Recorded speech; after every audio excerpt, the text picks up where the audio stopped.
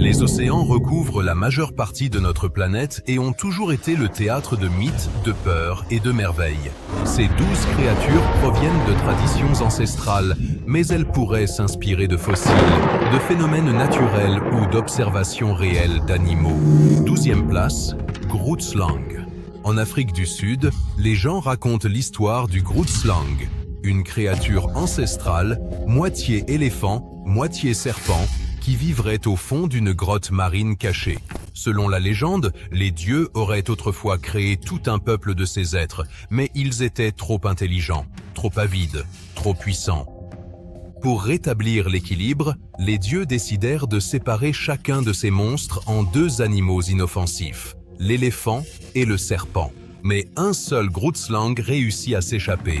Il disparut dans les profondeurs de la terre et vit depuis dans une grotte remplie de diamants, d'où personne ne revient vivant. Le Grootslang symbolise la cupidité et rappelle que certains trésors ne valent pas la mort. Peut-être que le mythe repose sur des rencontres avec des pythons géants, des carcasses d'éléphants, des systèmes de grottes dangereux, ou sur quelque chose qui aurait mieux fait de rester enfoui sous terre. En 11e position, le Léviathan. Le Léviathan est considéré comme l'une des créatures les plus terrifiantes du monde ancien.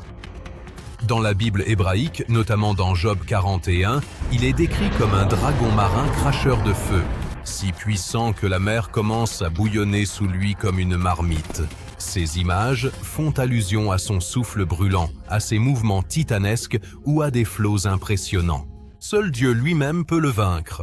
Son corps est si massif qu'aucune lance ne peut le transpercer. Ses écailles sont comme des armures. Sur le plan théologique, il incarne le chaos primordial, une force que seul l'ordre divin peut contenir. D'un point de vue scientifique, il pourrait s'agir de fossiles de mosasaures ou d'observations de baleines géantes.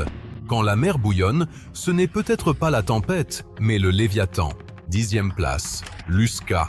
Dans les Caraïbes, les habitants des côtes et les pêcheurs racontent depuis des siècles l'histoire de la Lusca, une créature inquiétante mi-requin, mi-pieuvre géante, qui vivrait dans les fameux Blue Holes. Ces profondes cavités marines verticales s'enfoncent parfois sur plusieurs centaines de mètres et comptent parmi les formations marines les moins explorées de la planète. Des témoins oculaires racontent avoir vu des tentacules saisir des bateaux, des courants soudains et de l'eau bouillonnante surgissant sans avertissement. Scientifiquement, il existe plusieurs approches. Des calmars, géants comme Architeuthis duc, pourraient en être à l'origine. Des animaux pouvant atteindre jusqu'à 13 mètres de long et vivant dans les profondeurs marines.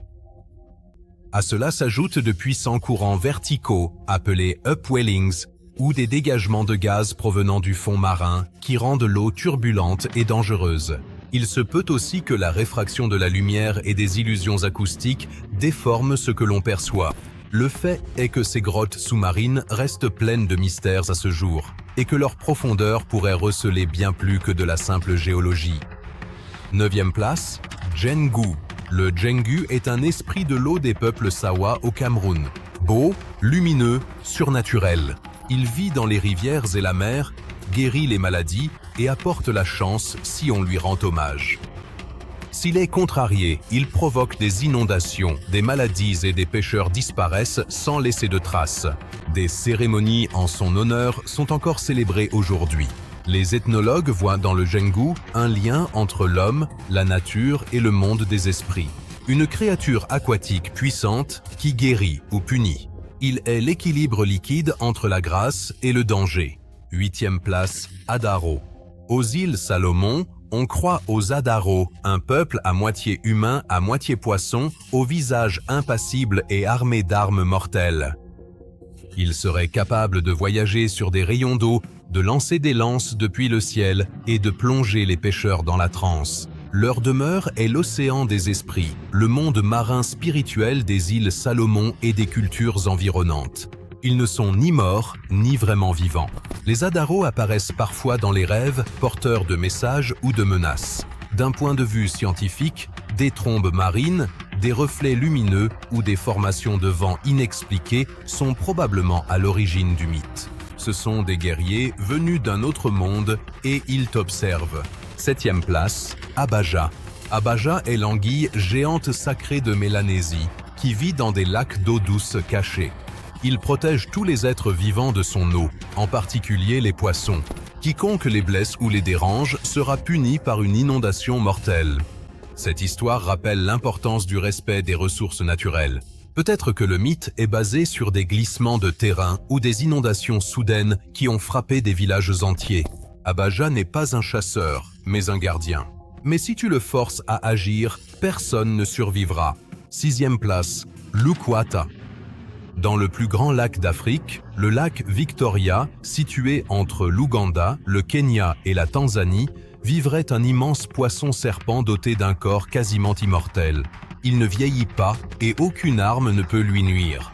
On raconte que Lukwata enroule les bateaux, les entraîne dans les profondeurs et dévore de préférence des chefs spirituels comme des prêtres ou des guérisseurs. La peur qu'il inspire est profondément enracinée, surtout chez les peuples côtiers. En période de détresse, on lui consacrait des rituels, parfois même des sacrifices, afin d'apaiser sa colère. Pourquoi Lukwata agit-il ainsi? Les légendes restent muettes. Peut-être punit-il ceux qui se croient sacrés, ou rappelle-t-il que tout ce qui est spirituel n'est pas forcément bon. Lukwata n'est pas un monstre ordinaire, c'est un tabou doté de crocs. Quiconque le dérange disparaît. 5e place, Akugyo. Akugyo est un immense démon poisson du Japon, si grand qu'on peut le confondre avec une île. Mais au lieu de la terre, il apporte le feu. Il crache des flammes et détruit des flottes entières de navires. Il vit loin au large, en pleine mer, et n'apparaît que rarement, mais lorsqu'il surgit, aucun navire ne survit. Certains pensent que le mythe est né des volcans sous-marins qui entrent soudainement en éruption.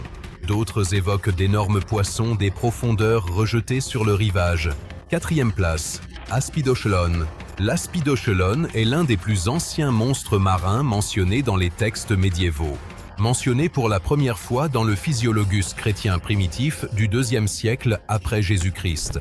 À partir du XIIe siècle, elle apparaît dans de nombreux bestiaires européens, décrite comme une créature marine gigantesque, si grande et immobile que les marins la prennent pour une île. À peine ont-ils installé leur camp que la créature plonge et entraîne le navire et son équipage dans les profondeurs. L'aspidoshelon rappelle des motifs bibliques, comme le Léviathan du livre de Job ou le grand poisson qui a avalé Jonas. Dans les interprétations chrétiennes, elle est souvent considérée comme un symbole du diable, séduisante en surface, mortelle dans les profondeurs. Scientifiquement, le mythe pourrait avoir été inspiré par le dos des baleines, des bancs de sable ou des cheminées volcaniques, des phénomènes naturels qui, autrefois, semblaient être des îles respirantes. Un monstre qui ne chasse pas, mais attend que tu viennes de toi-même. 3e place, Kalupalik. Kalupalik vient de la mythologie inuite. Une créature sous-marine à la peau lisse et verdâtre, couverte d'écailles, avec de longues griffes et des yeux sombres. Elle vit sous la glace des côtes arctiques et s'approche furtivement des enfants qui s'aventurent seuls près de l'eau. Dans son amoti, une sorte de sac à dos traditionnel, elle place les enfants désobéissants et les entraîne vers le fond, là où ils restent éternellement jeunes. Elle murmure d'une voix envoûtante sous la couche de glace, attire avec des promesses ou appelle doucement leur nom. Les scientifiques supposent que Kalupalik était un mécanisme de protection mythologique, une histoire destinée à éloigner les enfants des dangereuses crevasses de glace. En même temps, elle reflète la peur de la noyade, de l'invisible et de la perte dans la nature. En 2e place, Syrinchroin. Le Syrinchroin vient du folklore écossais et est considéré comme le plus grand et le plus dangereux des monstres marins. Son astuce, il se transforme en un petit poisson inoffensif jusqu'à ce qu'un pêcheur l'attrape. Il grandit alors instantanément jusqu'à atteindre une taille monstrueuse et engloutit le bateau ainsi que son équipage. Il est souvent décrit comme un gigantesque reptile marin ou un poisson préhistorique. Des chercheurs supposent que le mythe est né d'observations de grands requins, de calmars ou même d'histoires de chasse à la baleine basque. D'autres l'interprètent comme une métaphore de la fausse sécurité en mer. L'inattendu qui frappe lorsque tu te sens trop en sécurité. En première place, Bakunawa. Dans les mythes philippins, Bakunawa est un serpent de mer lunaire. Elle s'élève de l'océan pour dévorer la lune, expliquant ainsi les éclipses solaires et lunaires. Autrefois, elle était une beauté, fascinée par l'éclat du ciel, jusqu'à ce que sa cupidité la transforme en bête. Certains disent qu'elle vit encore aujourd'hui dans les profondeurs, seulement contenue par des rituels et des gongs frappés lors des éclipses. Bakunawa représente le désir, la perte et l'éternel combat entre la lumière et l'obscurité.